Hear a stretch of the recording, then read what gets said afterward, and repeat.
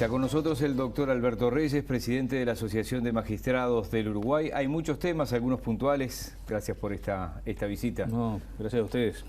Bueno, vamos a arrancar por lo de hoy, que tiene que ver con esta declaración de la Asociación de Magistrados del Uruguay, en la que se rechaza enfáticamente las declaraciones del senador Guido Manini Ríos, que una vez más, y ustedes lo ponen en negrita, vuelve, dice la declaración, a imputar falta de imparcialidad de los jueces.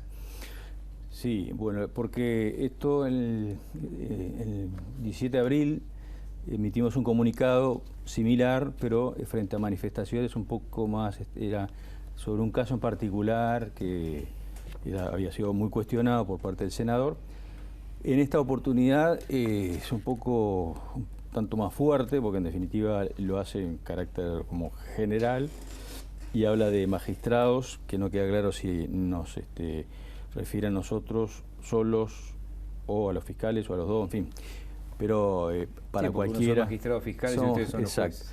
Para cualquiera que, digamos, que pueda, en la duda, asumimos que está también para referido a nosotros y tenemos que hacernos cargo de esa atribución, y es una atribución de una conducta ilícita por parte de los jueces, que obviamente en la medida que eso se ha mantenido en el tapete tenemos que salir a aclarar que no, si no lo hacemos nosotros, no. Los jueces no funcionamos así. Digo, ya lo habíamos dicho en el comunicado aquel, pero ante la reiteración de los conceptos, lo que decimos es que la percepción subjetiva no la podemos evitar de parte de nadie. Sí, o la crítica a un fallo. El tema es cuando se duda de ustedes mismos, de la integridad. Exacto. Una cosa es que se critique un fallo, una cosa es que se critique incluso con todo, digamos, derecho, el error, eventualmente la valoración de pruebas, que eso forma parte de los sistemas judiciales de todo el planeta, el error es parte de la cosa. Y otra cosa distinta es que se nos indique que actuamos en forma deliberada para torcer el derecho aplicando normas que no deben aplicarse, y en un marco mucho más complejo. Él habla de la ley de caducidad. Digo, si hubiera planteado la iniciativa desprovista de esa fundamentación o ese comentario descalificador de los jueces o de los magistrados, quizás nosotros no hubiéramos dicho nada, porque en definitiva las leyes que se pueden promover por parte de los legisladores no es tema nuestro, pero el asunto es que para justificar esa iniciativa se habla de que los jueces haríamos cualquier cosa porque tendríamos una especie de objetivo, y bueno, no es así, y lo señalamos que los jueces que actúan lo hacen en el entendido de que la ley de caducidad fue declarada inconstitucional, en el entendido no, es decir, con el dato de la realidad que esa ley fue declarada inconstitucional en el año 2009, es decir, luego del segundo plebiscito. Es interesante y invito modestamente a la lectura de ese fallo. 20 años después de la primera ratificación. Sí, y no tan de la primera y de la segunda menos, obviamente, pero invito a la lectura porque ese fallo analiza un argumento que creo que se da por bueno, que es, pero el pueblo o la ciudadanía lo ratificó, la ratificó la ley de caducidad 2 veces. Bueno, ahí en esa sentencia que redactó el doctor Chediak, que entonces era integrante de la Corte, se analiza ese argumento y se establece algo que creo que bastante elemental pero poco conocido. Quizá el Poder Judicial es contramayoritario, es decir, no es un poder que tenga, digamos, que seguir decisiones de mayorías. Es decir, los derechos se resguardan por el Poder Judicial en cualquier parte del mundo, aunque sea de minorías. Y cuando se trata de derechos humanos, el Poder Judicial es un bastión para la protección, etcétera. Algunos jueces interpretan que, como el senador Manini, no hay nada más que hacer porque prescribieron el caso de los delitos, pero la mayoría de los magistrados jueces interpretan que no, es decir, que ese tipo de delitos no prescriben, no en base con el tema de la ley de caducidad, sino en base a, como creo que dijo alguno de los entrevistados anteriormente, en base a las convenciones internacionales suscritas por Uruguay en muchos casos anteriores, incluso a la dictadura. O sea, igual la retroactividad es un dolor de cabeza para ustedes porque estamos hablando de delitos que no prescriben, de delitos de lesa humanidad, porque la retroactividad no existe, obviamente, pero en este caso sí existe. Lo que pasa es que esa es el huevo y la gallina, ¿no? Es decir, para quienes entienden que la retroactividad prevalece, no existirían los delitos imprescriptibles más allá o mejor dicho, antes de una declaración de retroactividad o de un reconocimiento de la imprescriptibilidad por ley. Y de otro lado se entiende que ese reconocimiento por ley es innecesario porque está ya la imprescriptibilidad definida por tratados internacionales suscritos por Uruguay, Carta de Naciones Unidas, para empezar. Que ustedes ponen algo además también en el comunicado. Sí. Esta pregunta es como presidente de la asociación o como opinión personal. La Suprema Corte de Justicia, ante un embate reiterado, porque ustedes ponen vuelve, ¿debería haberse expresado, debe expresarse? ¿Cómo lo hicieron ustedes? Habría que preguntarle a la Suprema Corte de Justicia, pero digo, es algo que creo que vale la pena comentar, es decir, lo he dicho otras veces, pero capaz que no es suficiente.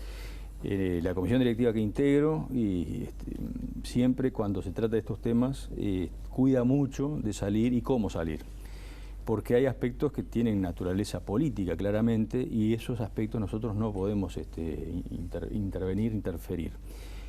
Yo supongo que quizás a la Suprema Corte de Justicia le suceda algo similar, que no quiera, digamos, entrar en ese terreno. Meterse en el barro político. Exacto. Y además porque, digo, en definitiva, a ella le compete el control de constitucionalidad de las leyes. Y bueno, puede pasar que pongámosle que se aprueba una iniciativa como la ley de caducidad y seguramente es se vuelve al ciclo aquel, ¿no? Entonces la impugnación lo resuelve la Corte, digo, que podría ser por ahí. Bien, varios temas para respuestas más breves. Sí, lo estábamos viendo acá, esta propuesta de un triunvirato en la Fiscalía y no un fiscal de corte, ¿es un tema en que puede contestar o no quiere meterse? No, es decir, a mí me parece que el diseño de la Fiscalía unipersonal es el diseño universal.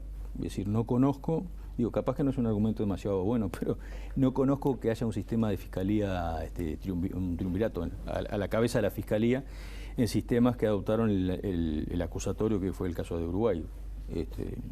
La verdad que no, esa es mi opinión, digo, yo lo he dicho, ¿no? En mi opinión personal no es necesario, digo.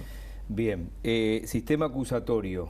En algún momento, hablando de Chediak, cuando Chediak era todavía integrante de la Suprema Corte de Justicia, me dijo más de una vez en entrevistas que no podía ser que el acuerdo entre fiscales y defensa llevara a pedir penas por debajo de las mínimas incluso. Y después eso se fue subsanando, se fue corrigiendo porque ha habido muchas modificaciones. ¿Cómo viene la relación de los jueces con los fiscales, de los fiscales con los jueces a la luz de este nuevo código que ya va camino a los 3 años, ¿no? No, correcta, no hay ningún escenario, digamos, si lo que me está preguntando de roce o de diferencias sustanciales, de diferencias normales, que el fiscal viene y pide esto y dice, bueno, no, yo no puedo pedir esto. Lo que ocurre es, digo, ya como que es anecdótico y está, digamos, es una confirmación de que está buena la reforma, es que los fiscales a veces se quejan de sus compañeros, ex compañeros de investigación, jueces, que no le dan todo lo que piden, pero justamente esa es la función natural de los jueces, no darle a la parte que acusa todo lo que pide, sino lo que entiende que corresponde, o sea que eso no hay ningún problema. La LUC entró en vigencia y con ella algunas normativas que los atañen. ¿Hay que esperar reglamentación o ya se están aplicando algunas de estas cosas? Ya se están aplicando y recuerde que hubo, por suerte, modificaciones durante el trámite que incluso en algún caso son mejoras del nuevo código. De aquel borrador que inicialmente se dio a publicidad a lo que se aprobó, hay un abismo y se tuvo oportunidad de algunas mejoras. Y se está aplicando, es mucho más restrictivo en cuanto a los acuerdos, aquella asociación de los procedimientos abreviados con la jauja, o sea que los delincuentes festejaban y era negocio, como decía el doctor Zubía. Sí. No es así, digo, ahora menos. No se puede pactar en el caso del delito de rapiña, que es obsesión de la opinión pública. A veces las rapiñas son muy leves, pero bueno, tienen un mínimo de nada menos que 4 años, y se discute si se puede hacer acuerdo por debajo de 4, en el caso si son agravadas, o por debajo de 5 años y 4 meses. Fíjese que cualquiera de los dos guarismos son de prisión efectiva, altos. Ya voy a ir al tema presupuesto, Sí. pero me quiero quedar, para no irme del tema, procedimientos policiales. Ayer hay un muy buen informe en el diario El País que habla de algunas cosas que están pasando. Usted alguna vez también, el año pasado, creo que me decía en algún momento su preocupación con respecto a las actuaciones policiales. ¿Esa preocupación sigue vigente? Sí, lo que pasa es que en la reforma, en América Latina, la reforma que se llamaba adversarial, el acusatorio, se dice por muchos especialistas, se apuntó a mejorar o a cambiar el diseño del sistema procesal, pero se atendió poco a la profesionalización y al cambio en la policía. Y bueno, es un sistema que en la mayor parte del mundo la policía ya conoce las reglas y trabaja sabiendo que... Poca preparación de la policía. Claro. Me consta que el propio sindicato policial está haciendo cursos paralelos para explicarle a los socios, a los propios policías. Bueno, si eso es así, habría un déficit de capacitación. Es decir, que creo que es eso, en definitiva, las policías de América Latina estaban acostumbrados a un sistema donde tenían mucho más libertad de investigar y con menores exigencias de calidad de la investigación. El nuevo sistema exige más. El presupuesto, ¿dónde debería ser énfasis, el pedido del Poder Judicial? Bueno, tenemos un Poder Judicial... sé que tiene 40 cosas en la lista. No. Pero el Poder Judicial tiene, o mejor dicho, se le ha encargado la reforma en materia de ley para, contra la violencia de género. Es una ley casi muerta, ¿no? Que no se ha podido aplicar. Se aplica en la parte penal, sí se aplica, pero digo, el esqueleto, la estructura, se le había dicho al Poder Judicial e incluso a la Sociedad de Magistrados que se iba en el gobierno anterior a proveer de recursos en las leyes de rendición de cuentas y eso no sucedió.